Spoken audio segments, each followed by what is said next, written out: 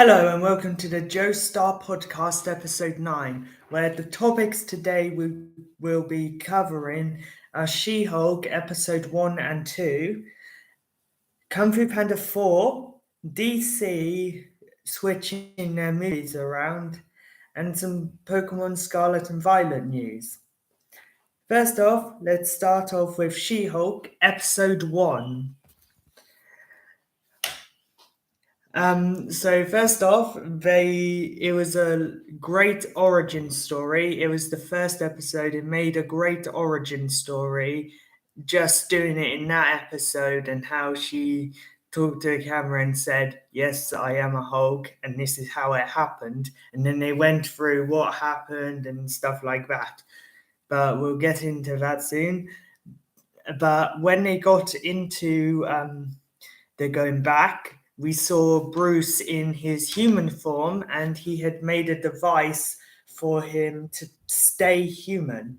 And that was actually pretty clever. He probably made that during the blip. There was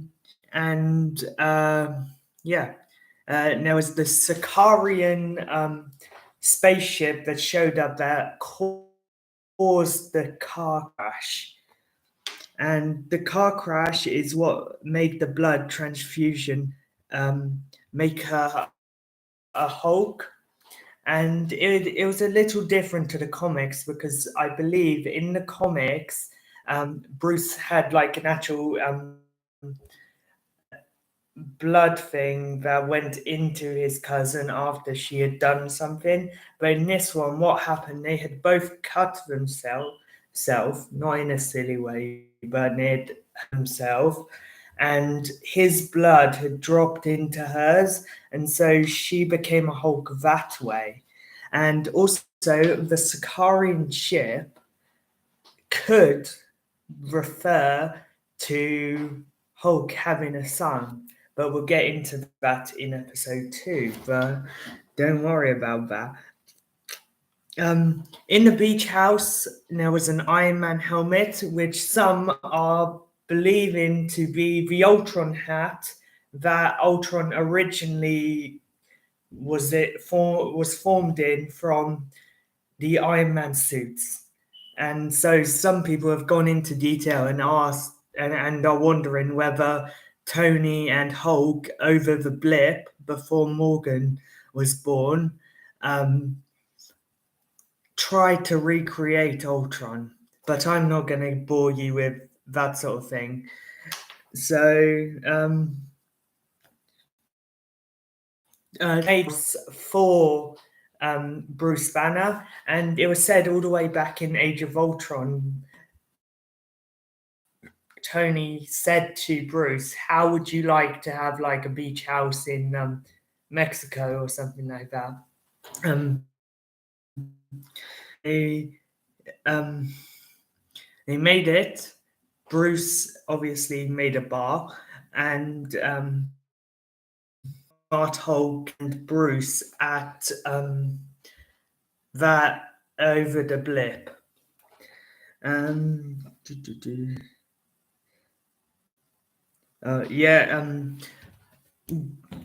Hulk also said that the Sakaar ship was a messenger ship, and so he had to get now sorted out and stuff. And so that sort of thing happened. And it was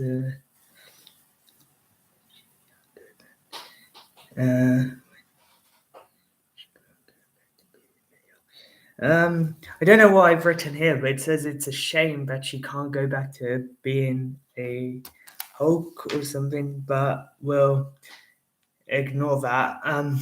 Don't worry. The anger chamber had Stark Industries written on the sharp things, and they were to induce her anger. She also referenced Disney movies like Inside Out and that sort of Frozen and that sort of thing. There was even some stuff like further in the bar, or in the actual lab, that had Stark Industries written on it. Um, yeah, Hulk referenced Natasha saying, "No, the sun's going real low," and that sort of thing. And he was saying, like, Nat sang me a lullaby and that sort of thing. And he also referenced some stuff from Ragnarok. Meditation was a way Hulk calmed down, is referring to how Ed Norton at the end of The Incredible Hulk, he meditated to keep his heart rate down. And so he what Bruce is doing is inflicting it on Jen so that she can be calm and stuff. And yeah. The training montage was funny, so he was like air horn to make her angry and saying that she reverts back to Gen form while she sleeps. Now because the bed broke, he had to fix it, and then there was the whole thing where he pushed her off and stuff like that. And after a while, they went to the bar, and Hulk said that their bodies metabolize as the Hulk, that is, alcohol very quickly. There's something that refers back to that in the second episode. Get onto that soon.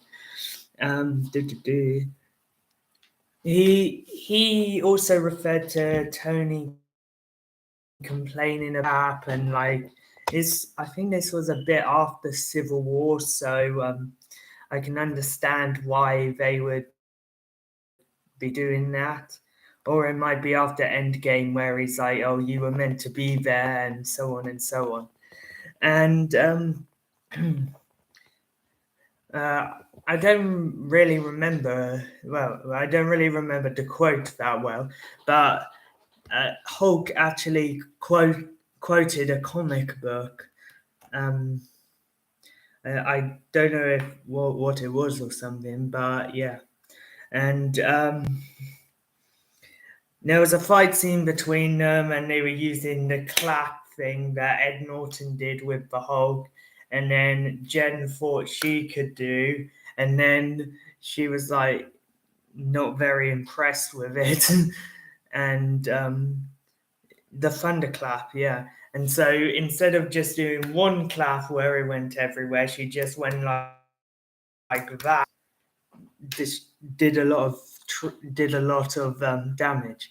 Also, I think she is actually stronger than the Hulk. I don't know if that is actually true or not, but there is quite a lot of that. And breaking the fourth wall was quite funny.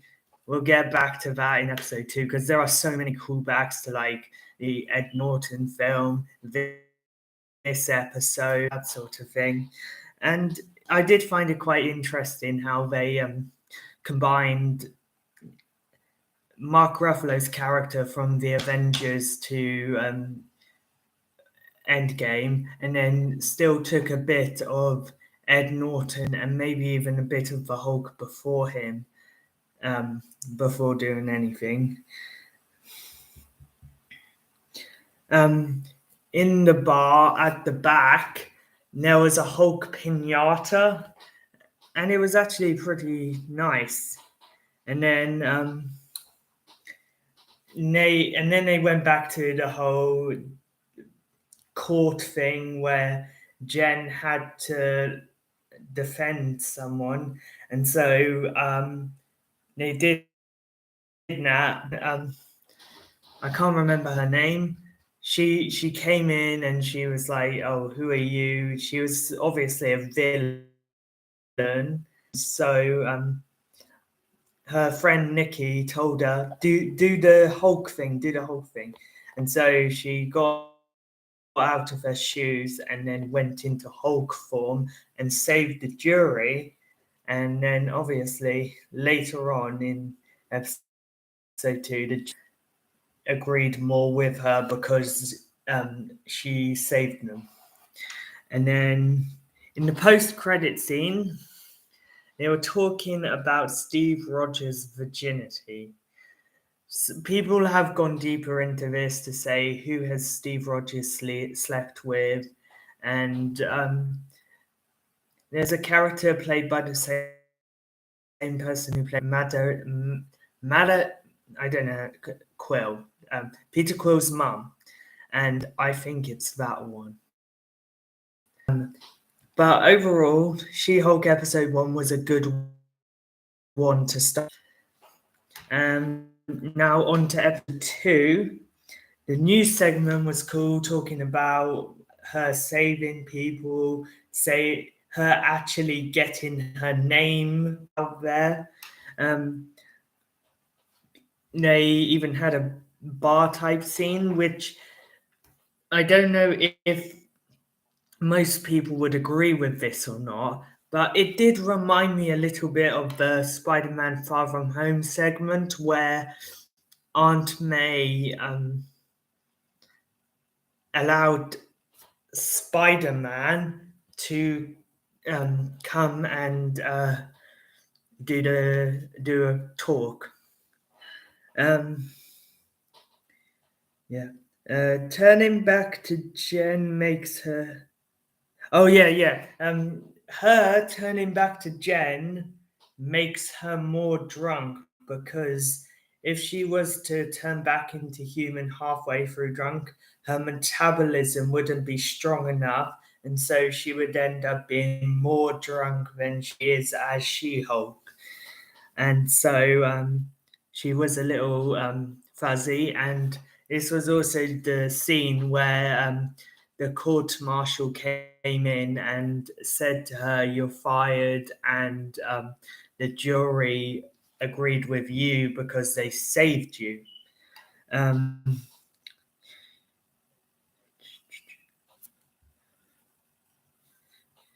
Yeah. I like how the people kept saying no, and as they said no, the lighting just got darker and darker and darker to show her a little bit being depressed. And so she's still dressed smart. If I was there, I would have just like at her last one, let her loose out a button, not fully do her creases on and stuff like that. The family dinner talked about how Hawkeye leaving his arrows around the Avengers, and so people were like,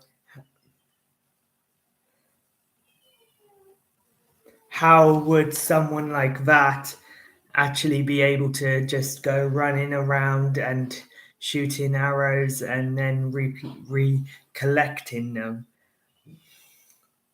And then Mr. Holloway, I think it's the chief court executive or something like that, allowed Jen to get her job back.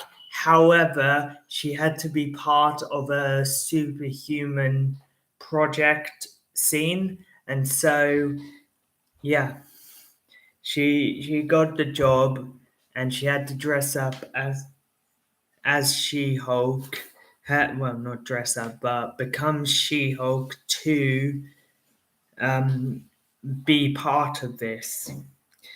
And then during the walk, she broke the fourth wall and she was like, "Oh, I bet you the only reason I got this job is because I was She-Hulk."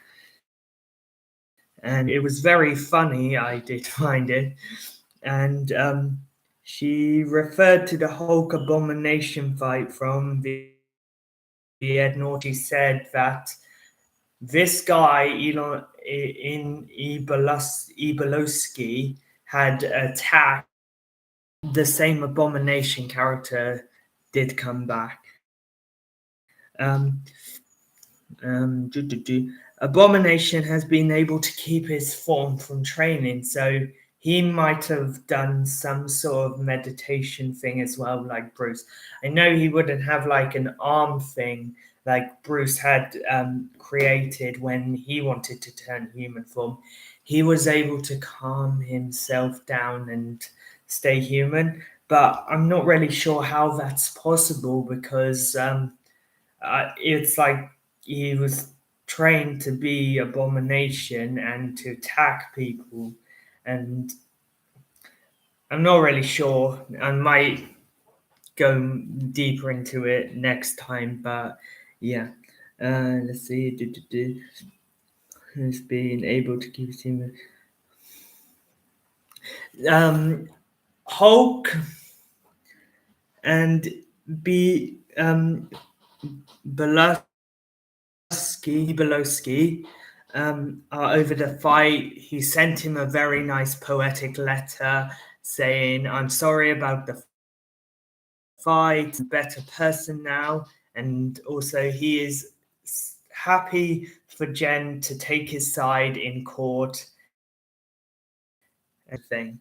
And also, he couldn't come to LA because he was flying away to Sakar, or what we assume Sakar, and it could be something to do with maybe a Planet Hulk story or World War Hulk. We're not sure yet. And so, Abomination, and then it kind of breaks the timeline because She-Hulk is set after Chi, but before Eternals, because there's a lot of stuff going on. No, after Shang-Chi and Eternals, and so it's a bit off. And then in the post-credit scene, She-Hulk is helping her parents around the house. So she's lifting up a car, she's bringing in like lots of bottles of water and stuff, and fixing a TV. And I can't wait for episode 3. So let's move on to the next big thing. I'm pretty sure you would have heard, but Kung Fu Panda 4 is coming out in 2024. And that's all I have to say. So on to Pokemon Scarlet and Violet news. We have a new Pokemon, as you might have seen, Psycholizer. So what I think Psycholizer is that it's going to take the role of Nebby, like in Sun of Moon, Nebby evolved into one of the legendary Pokemon. But instead of going one more evolution and then the legendary, I believe it's going to be a single stage one that evolves into the legendary depending on what game you're in. And that's about it for Pokemon. And now we have DC changing the dates of some of its films. So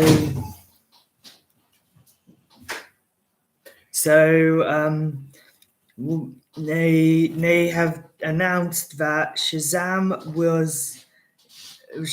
will be on was going to be on December 21st, 2022, but it has moved to March 17th, 2023, which was actually when Aquaman 2 was going to be released. But Aquaman 2 has now moved from March 17th, 2023 to December 25th, 2023. Well, I don't really get into details and stuff. We understand about Aquaman, and like I don't like to get philosophical things. So yeah.